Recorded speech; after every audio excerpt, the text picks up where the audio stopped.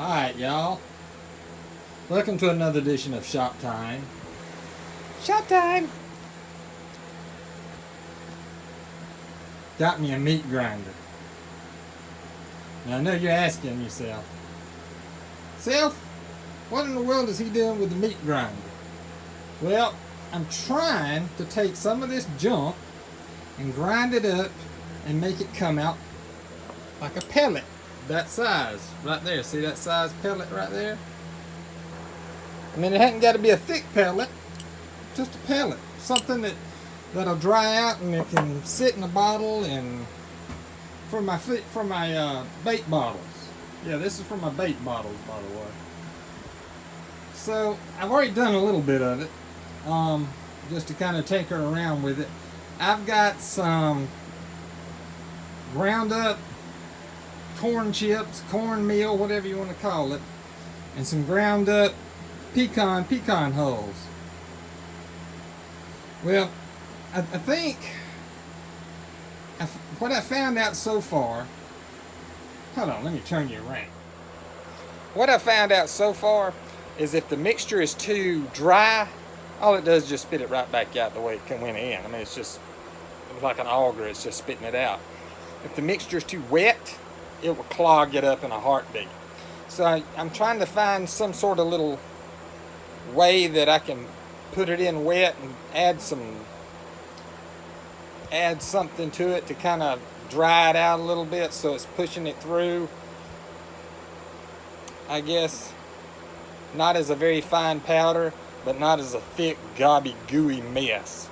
So that's what I'm working on now. I'm trying to get that, consistency in there. Try to find a recipe that'll work pretty good. What happened to my... Oh. So that's kind of what I'm doing right now. Sorry about the fan, it's hot. But I'm going to tinker around with it a little bit. See if I can't find something that'll work out. Alright. Meat grinder to make pellets. Doesn't work. I done stripped the gears out of it. It's gone. But all it was good for was making a freaking mess. Yeah. I mean, it's not any good to me. Especially since I stripped the gears out. It didn't really do nothing. I mean, I was hoping, and I've seen it on the YouTube, which is the world's worst thing to do. I've seen it on YouTube work where they take dried meal and pour it into a meat grinder. And I have hunted a little hand crank meat grinder. I can't find one for nothing unless I order it. So I got the little electric one. It's all I could find. It's the only thing I could find. I couldn't find a hand crank. And brought it in here, run it a few times, stripped the gears out of it. And I know all it is. But if he can't handle that little bit of cornmeal like that, how in the world is it going to grind up a steak or something like that? And he can't do it. It's weak. Pitiful. I was trying to make pellets is what I was trying to do. I was trying to get it to where I could make some pellets, let them dry, and then use them in my bait bottles. But that didn't work out. And then it didn't have to be big pellets. They could have been small pellets. I didn't care.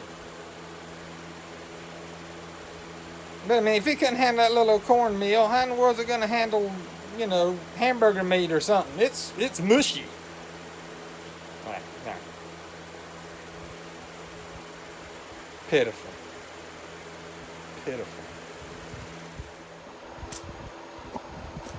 All right. My little meat grinder didn't work. It probably would have worked for, I don't know, popcorn or something else. But it sure wasn't much for, grinding anything very much. So it's out in the yard. I'll get it up in a little bit. But this is what I come up with. All the stuff that I was going to grind up, try to make pellets out of, I just added enough brown sugar and salt to make it, I don't know, edible maybe. I got this stuff right here. It's got a lot of pecan hulls and pecans in it and stuff, and oats. It's got some oats in there.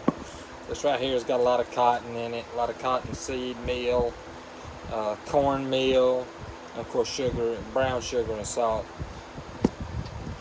I really wish it would have worked. I mean, I would rather put pellets in this stuff that I know will, be preserved, and I don't know.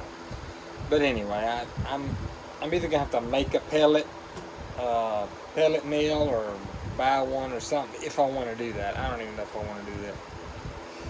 Just can't win for losing. Kind of like Meriwether Lewis, of Lewis and Clark fame.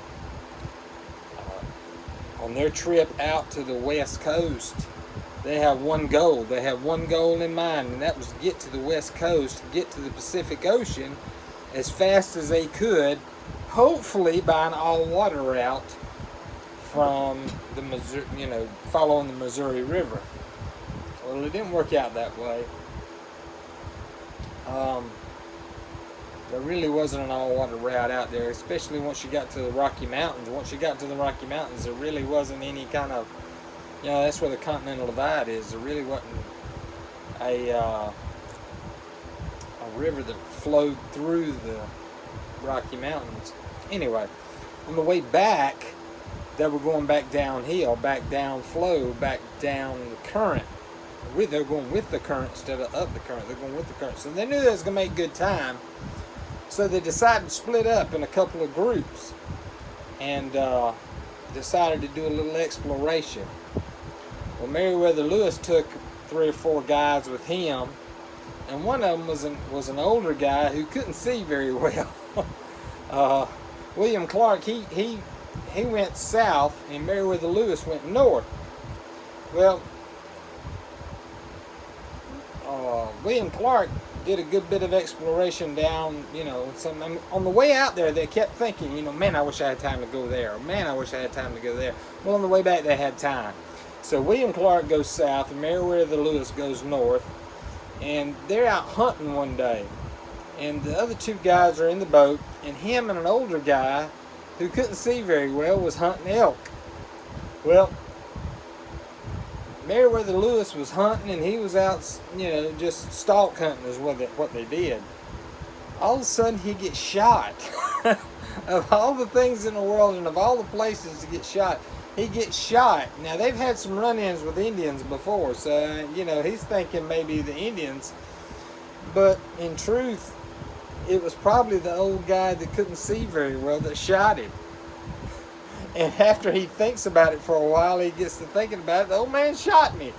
He said, I braved hostile Indians, I braved snakes, I braved grizzly bears, only to get shot in the ass by one of my own men. And the bullet did. It went right, it barely missed his hip bone. It barely missed his hip bone, went right through his butt cheek, and the slug fell out in his britches. And he had to, the whole rest of the trip back, he had to lay in the canoe that they were in, face down with his butt in the air. William Clark, when he saw it, said, "Oh gosh, I lost my partner." He said, "He's dead. I can't believe it." He started crying and getting upset about it. But all of a sudden, Lewis popped his head up and says, "No, I just been shot in the butt. I'm all right." But that was a good contradiction. He said, I've faced grizzly bears, poisonous snakes, hostile Indians, only to get shot in the ass by one of my own men." Oh, thanks for watching. I'll tell you what I did. I took this bottle and I made the hole lower, so if a coon or something wants to reach in there and grab it, it can. If a deer comes up and hits it, it's still loose enough to where to fall out on the ground. So, thanks for watching. Try not to get shot.